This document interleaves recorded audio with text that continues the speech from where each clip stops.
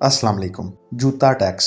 रात गए देर तक बादशाह के महल में एक अहम इजलास हो रहा था, जिसमें ज़िले इलाही के अलावा उनके 3 मशीराने खास भी शरीक थे। एक शानदार डिनर के बाद जबकि पूरे मुल्क में इफलास और अंधेरों का राज था, मसनूई रोशनियों से मुनव्वर कमरे में ये तीनों मशीराने बातदबीर अपने भरे हुए पेटों के साथ बादशाह सलामत को सब अच्छा की रिपोर्ट दे रहे थे।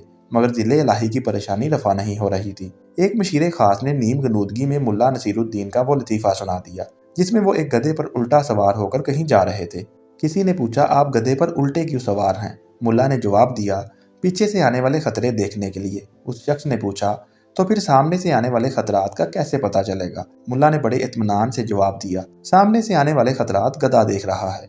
लतीफ़ा सुनकर तीनों मशीराने खास बहुत जोर से हंसे, मगर फिर बादशाह की बदलती रंगत और संजीदगी देखकर खुद भी संजीदा हो गए। बादशाह अवाम की मुसलसल खामोशी और बेहिसी से खौफजदा था, और दरअसल यही वो मसला था जिस पर बादशाह महल में अपने तीनों मशीराने खास से मुशावरत कर रहा था कि अवाम की तरफ से उसकी पॉलिसियों के खिलाफ अब तक कोई रद्द-ए-अमल क्यों कर सामने नहीं आया।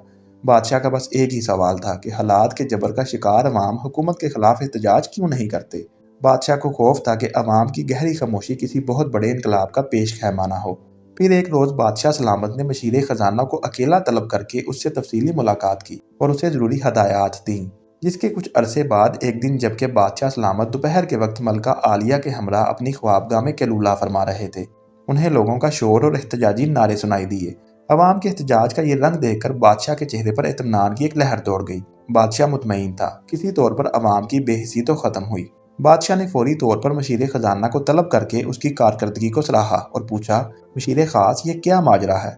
मशीर खजाना ने बादशाह सलामत को 3 फर्शी सलाम किए और कहा, ज़िले इलाही आपके हुक्म पर अवाम की खामोशी तोड़ने के लिए मैंने उन पर पे दर पे कई टैक्स लगाए, लेकिन किसी तरह इनकी गैरत नहीं जागी, जिस पर मुझे खासी तशवीश हुई।